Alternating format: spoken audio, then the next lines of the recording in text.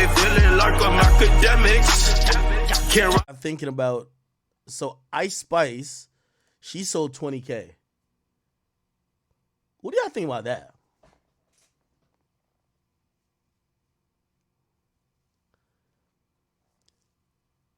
The more I'm seeing Ice Spice, now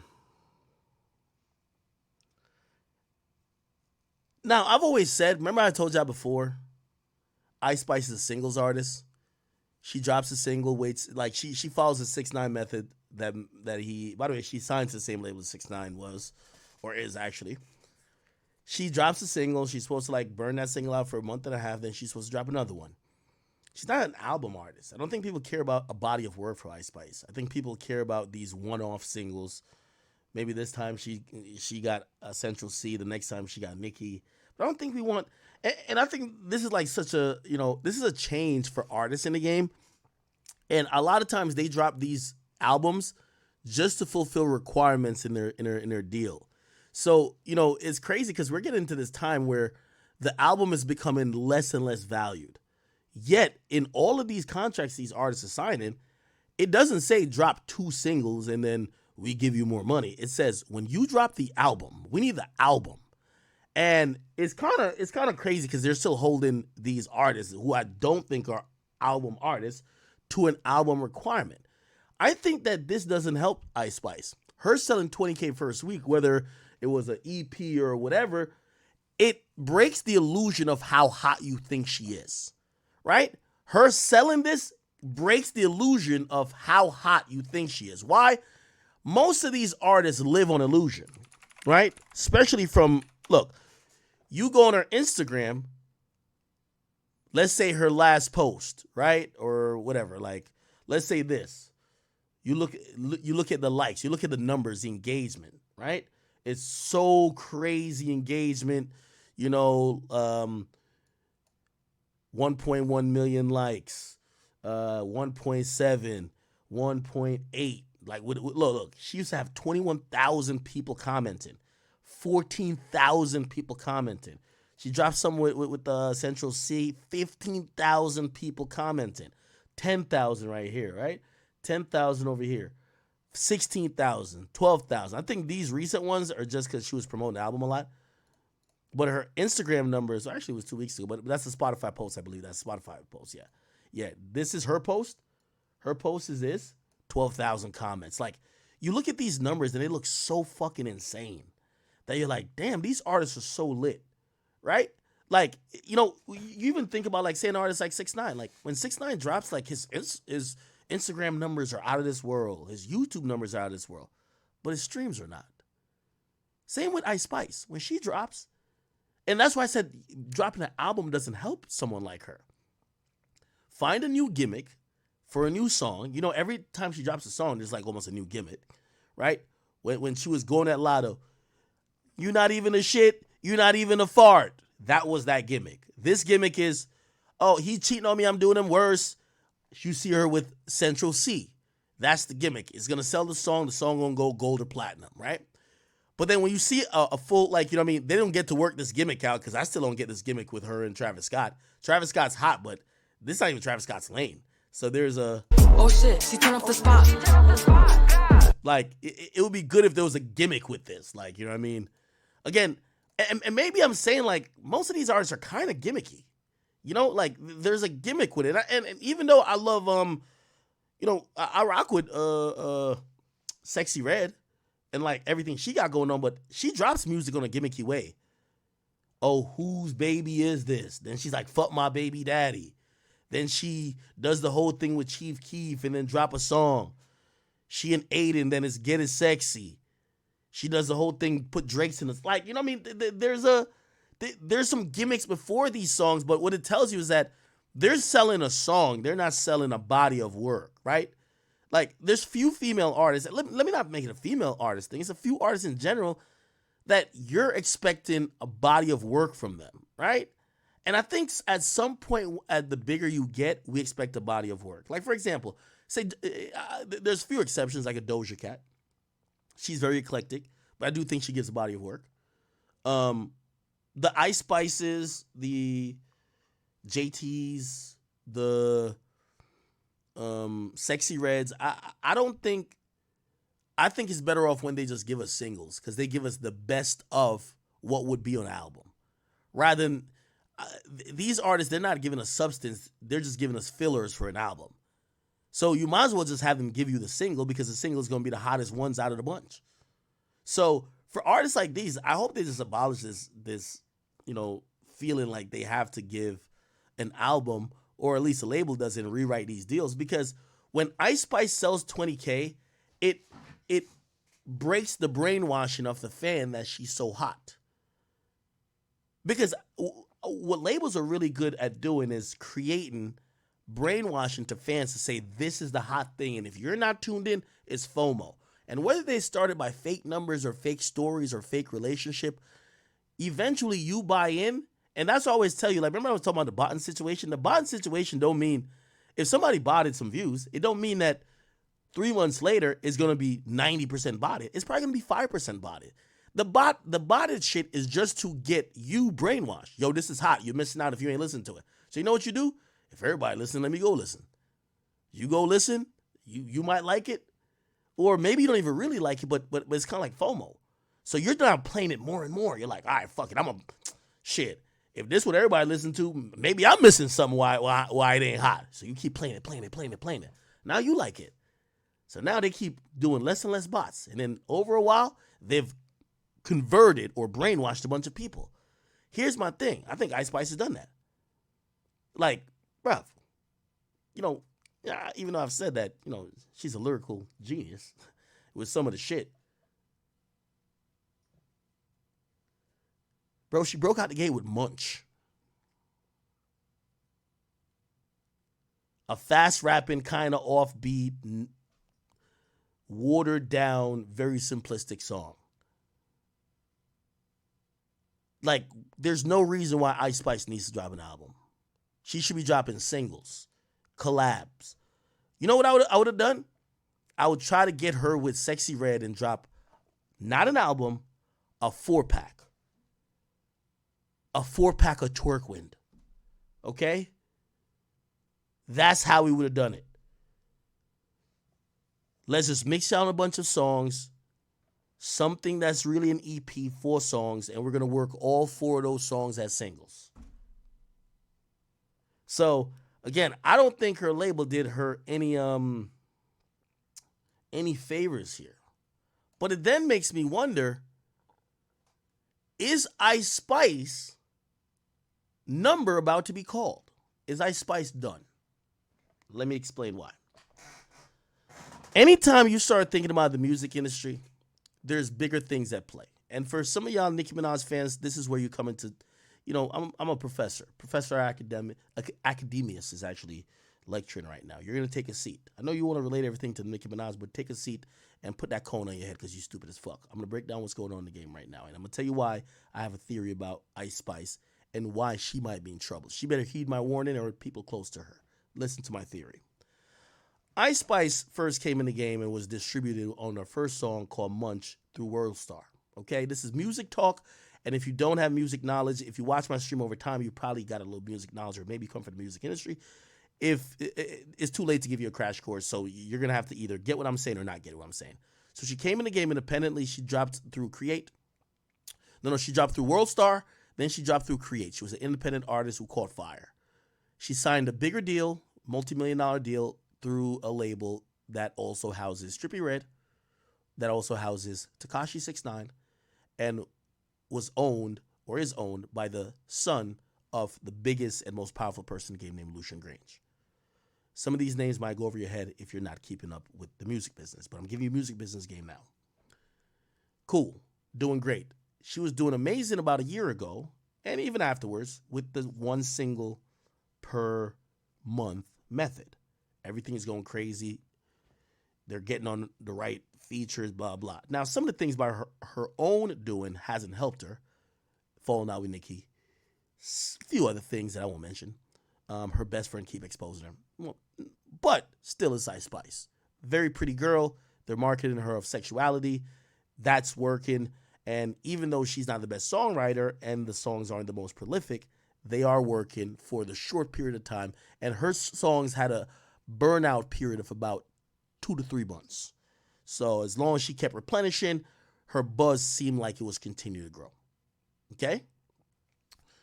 Also, she fits the bill. Pretty, young, attractive, doesn't say much. We don't know her opinions about nothing. We don't even what she likes for breakfast.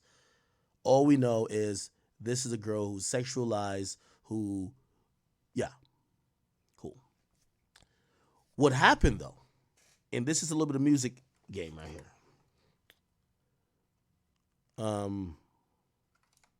So the label she was signed to is 10K Projects. 10K Project. By the way, I'm saying this, and if you don't know, I keep telling you, I have a label deal over there.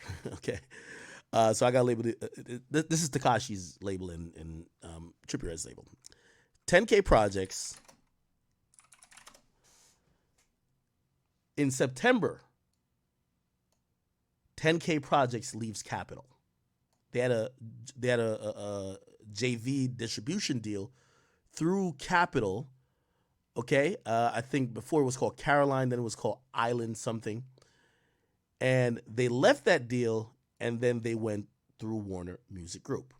Now, I'm giving you a real crash course, and you need to keep up. As I said, I'll give more explanation probably another time, but it would take me so long to just explain how the music industry works.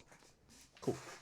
Here's a few things you need to know, and I am giving you a little bit of a tutorial too. So the guy who runs the music industry, the biggest boss, the real biggest boss, his name is Elliot Grainge. That's him right there, okay? This is the guy who they say Drake empowers Drake. This is the guy who controls UMG, which has about a 40% market share on all music, right? So they're the big dog. He has a son. His son is Elliot Grainge. This is his son. Congratulations to him. It's my boy, by the way.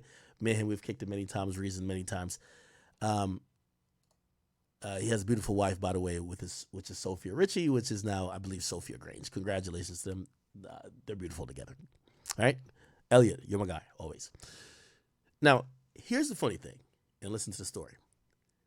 As much as we've made it a big thing, right? We made it a big thing in sports. Yo, LeBron got his son on the Lakers.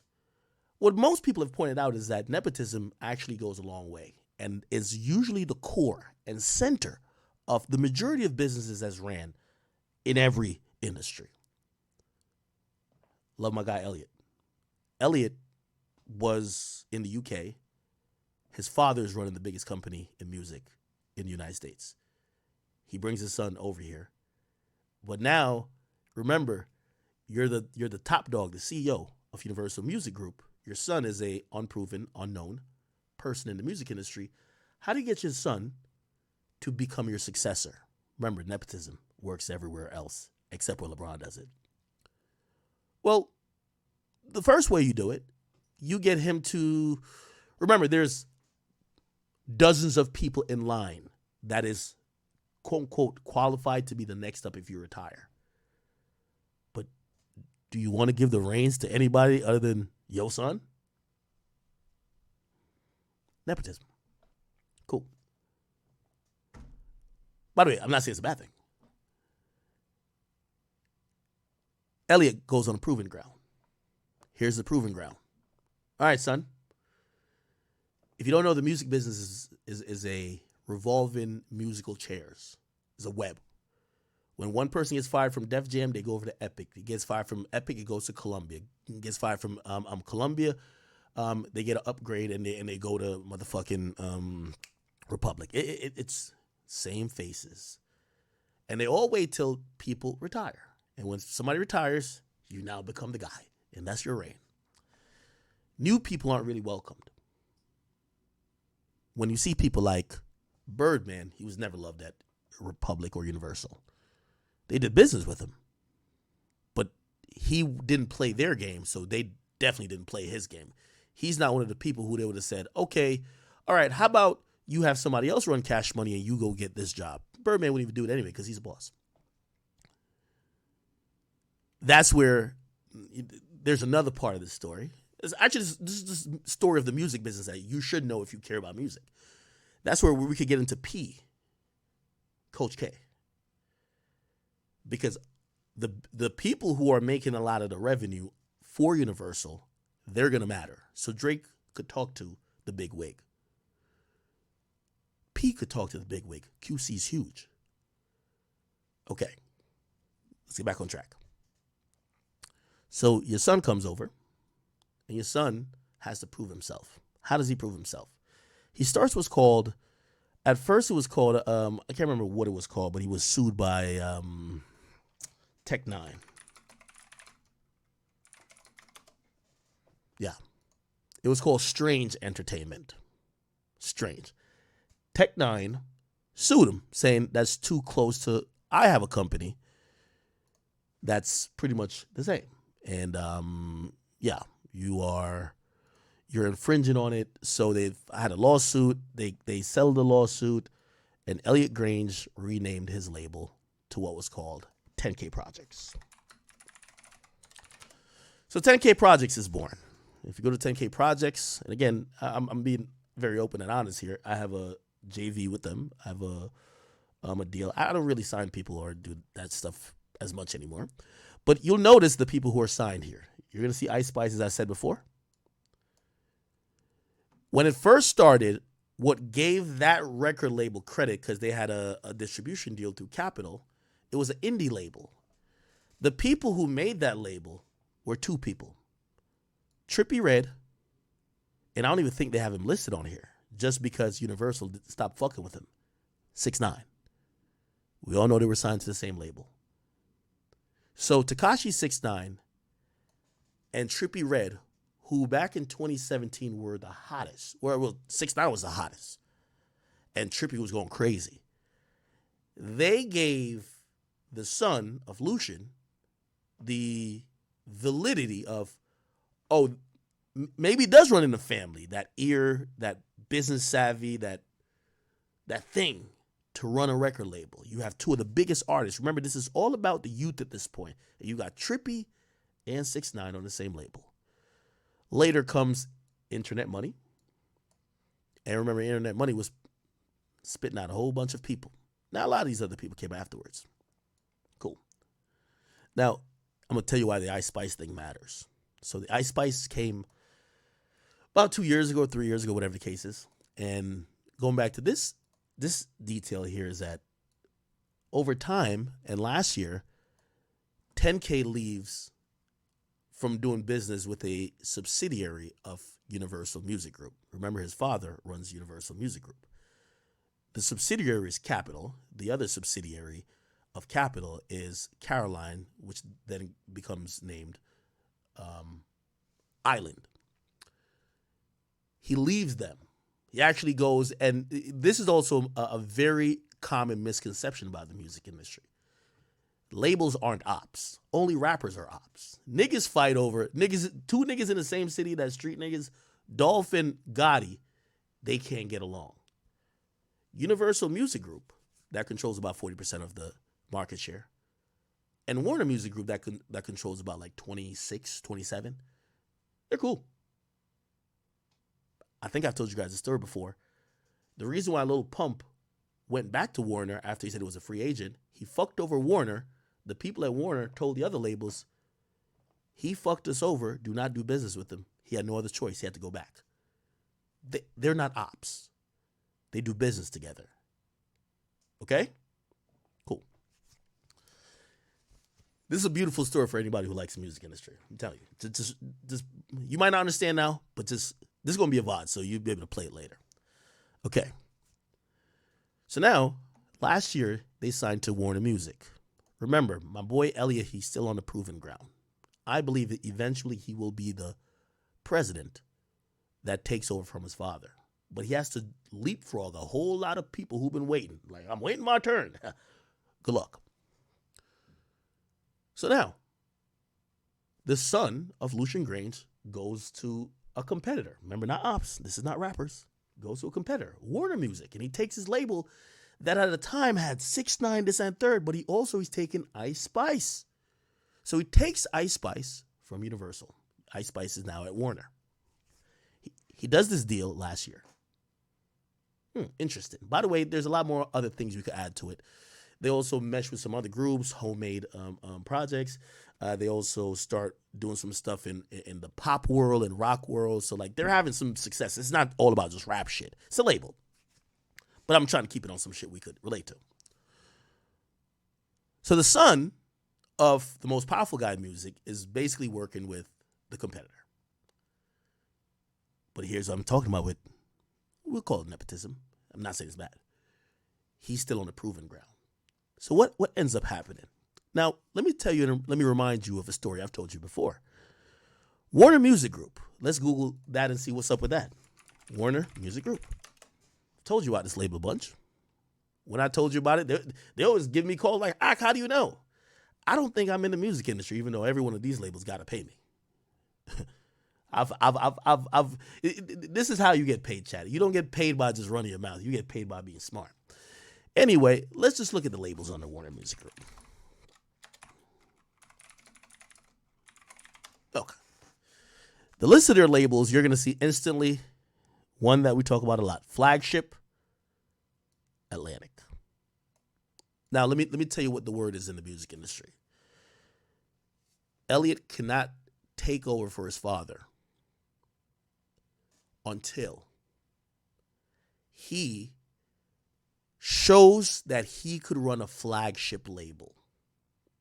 Now, while his label was still at Universal, the thought was he needed to do this thing to leapfrog all them other niggas to become, okay, it's good for you to get the job after your dad. Because remember, he's a young guy. Let me see, how old is he? Elliot Grainge. Age. Bro, he just turned 30. Like, you know, there's niggas in this shit like 55. Like, he's literally been in the music industry for less than 10 years. You don't get to run this whole, so he's on a proving ground, right? Okay. So now, this was the conversation. They said, well, Elliot needs to go get a job at a flagship label. Let's look at Universal Music Group labels. Let's look at their flagship labels first. Their flagship labels, you will see, is Capitol. He wasn't going to get the Capitol thing because he already had a situation there. But Def Jam has been in shambles. So there was conversation about who will save Def Jam. Def Jam hasn't been Def Jam for a long time. Def Jam currently only cares about the catalog. Remember, Good Music is out of there. There's so much things that has been fractured. Shit, I think YK Osiris is on Def Jam or something like. Did they even stop really being involved in like the newer artists? So it's a flagship label. It's been like, who's gonna save Def Jam? That's when his name first started coming up. Well, he might be the guy. He could. That's a proven ground job. If he could save Def Jam, shit. If it comes to the time and he needs to take the main job, well, you save Def Jam. Whoever saves Def Jam is gonna get. Which, by the way, who's the president of Def Jam right now? Who's the president? Let me look up the current president. President of Def Jam. Yeah, they gave it to Tunji. Okay, Tunji has a very good reputation. Let me see, what's his background again?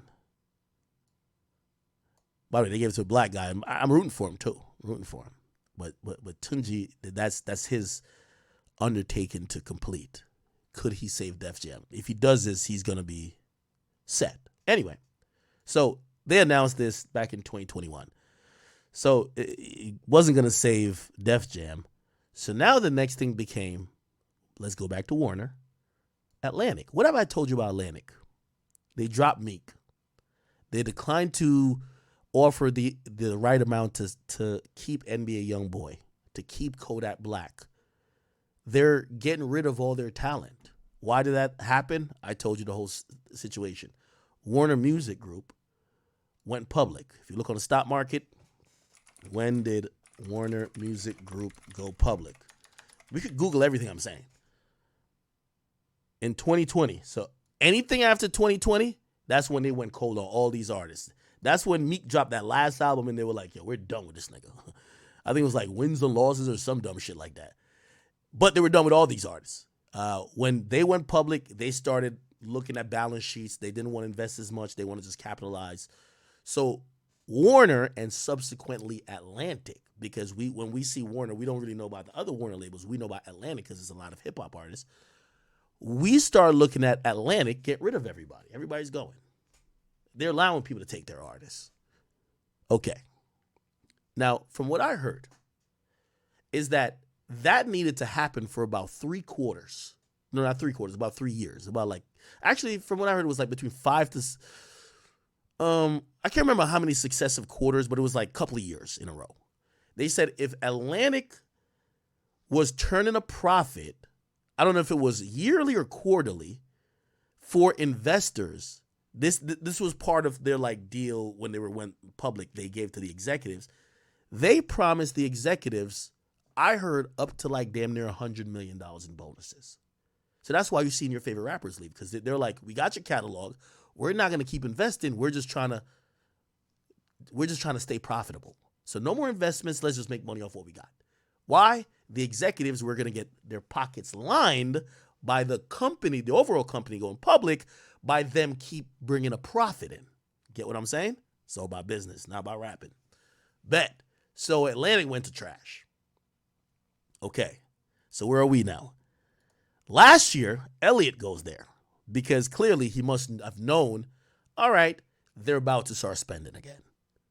So they go there. By the way, also, Warner, 300 Entertainment. 300 Entertainment, they also buy 300 Entertainment. Okay? They purchased 300 Entertainment. That becomes interesting. Let me see. QC. I know QC got sold to, but I don't think it went on nowhere. Anyway, cool.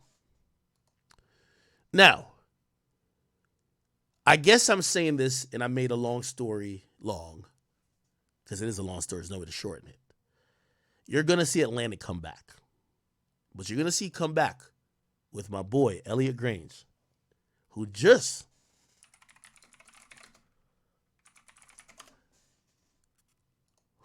got promoted. Hold on. What the fuck? Why is the options only to remove? Oh, pause. My bad. Who just became, here we go. Warner Music has some new changes. Effective October 1st, Elliot Grainge will become CEO of Atlantic. Reporting to Grainge, what? Reporting to so-and-so. Grainge is son of Universal Music CEO Lucian Grainge, blah, blah, blah. Cool. Now, I listen, I like to let artists know this, because when y'all get a little hot and then y'all get some nigga who trying to make some money off of y'all, so he taking you by label by label. I like to tell you which places are trash and which places got the cash and which places trying to spend the bag. Atlantic was trash, but they're now all the executives from the past done got their bonuses, their pockets aligned. They're ready to leave, move on to other ventures, get their yachts and their private islands. They're good now. Now they're going to get back to investing in music. So now we get Elliot Grainge going over there. He's going to do a fuck ton of a job over there to put the work in, because remember, he's still in the proving ground. And he's essentially, remember I told you Atlantic has been trash. He's going to save Atlantic. Good timing. You know why? Atlantic it wasn't that niggas was just incompetent. They weren't spending. He's there. The spending is back up. He's there because the spending is going to be back up. So you're going to see that happen. Now, let me bring this back to Ice Spice. Here we do. Elliot Grainge, even though 10K Projects is his baby, that's his baby, Atlantic is going to be the boat and the ark that takes him to the promised land, which is his father's position. So it's kind of like when Lear Cohen, except he didn't do it in the music industry. He left his baby, 300 Entertainment. Where did he go? To run YouTube. Big boy plays. So what usually happens at that time, sometimes the artist on said label, and this is what I also think, 10K projects, I'm interested to see what happens to Trippie. 6ix9ine already been kind of halfway kicked out the car. I want to see what happens with Ice Spice. Because now, the guy who that was his baby has bigger things to manage. He has to go manage Atlantic's roster. And who's on Atlantic Records roster right now? He has to go try to clean this bitch up. Hey, Boogie, do we keep him or do we get rid of him? That's going to be a question they got to figure out. I don't know half of these other motherfuckers, but let's just keep it to the hip-hop ones. Okay, Big Walk Dogs over there, but is he really bringing in money? You see Busy Banks. I want to get to the big artists. Burna Boy. Ooh, that's good. Burna Boy, that's good. Cardi B. Now, this is me. You know, I know Cardi got mad at Joe for whatever. This is me just knowing business. I'm a businessman. Hey, we finna spend more. We're finna spend again, even though I don't think spending never stop with Cardi B. Cardi B's just one of those artists. You never stop spending with her. You stop spending with Meek. Meek ain't as valuable as Cardi B. Never was. Like, well, actually, maybe at a point, like maybe 2018 or something, right? They're probably going to be like, all right, Cardi, we're going to have to spend, but we're going to have to get some return. So get through this baby thing, and we'll talk about Cardi in a minute because she just announced a divorce, but she's having another kid. They're going to want an album. Come on, we got to get this album, Cardi. We've been spending a lot. We need to get some money out of this junk. Come on, let's get it popping. Okay? I don't know who Charlie is and Charlie Puth. Ain't that somebody who's kind of good? All right, let's see CK on this. We're just going through the artists they got. Cordae. Shit, they're going to have some interesting conversation about with Cordae, too. It's a new regime over there now. Don Toliver. Okay, they got some assets. Don Toliver is a good, solid one. They got Finesse 2 times. Okay. Isn't Fujiano in jail? I don't know. Okay. Gucci Man is like interesting because he got like 8 different deals, man. I thought Gucci always had something wherever Tom Moskowitz was. But didn't Tom Moskowitz had Alamo. Who bought Alamo? Alamo Records. Who did it get sold? They went to Sony? Todd Moskowitz. Sold. Oh, it sold to Sony. Oh, shit. Okay. All right, anyway. So, here's the point I guess I'm trying to say. Ice Spice benefited from being on a small label that's hyper-focused on your success and probably unique strategies to keep you afloat because you were one of the people who were popular in urban music that was making that label look good. But now your CEO has to overtake a bigger situation. Got to look at the Kevin Gates. Like, this is now Atlantic. He's at Atlantic. So again, I'm not saying this is going to happen, but who knows how that's going to play out with the people at 10K. Also, think about Trippie. How much did Trippie sell last time? Trippie Red sales. I think he sold, was it 32K? I don't know how much he sold the last one. A Love Letter to You 4?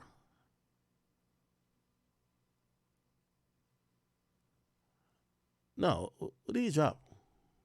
I don't know. Oh, A Love Letter to You 5 sold 11th. What the fuck? Oh, shit. See? So Trippie, I'm not shitting on Trippie neither, by the way. You know, that's my guy. But Trippie, he debuted with 11,000. Here's what I'm saying.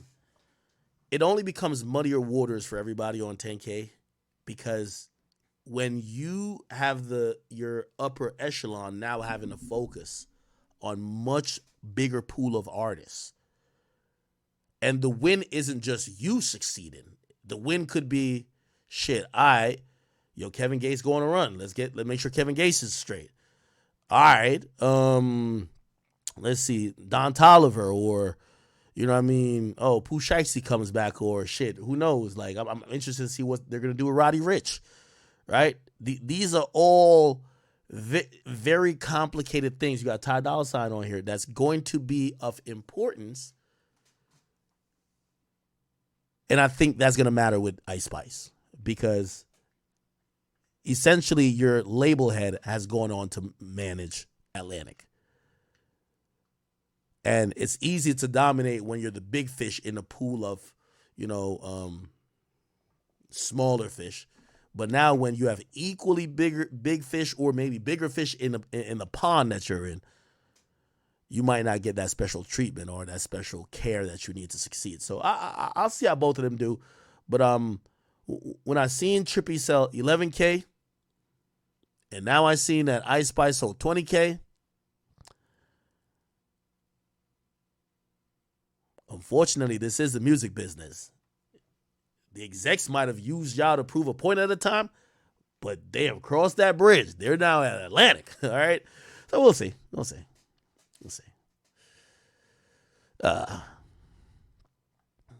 Okay. I hope y'all understood that whole little spiel I went on. Okay, let's get on to Big Sean, man. Jesus, how long have we been streaming for? 3 hours and 25 minutes? Oh, we're so good. Let's get on to Big Sean.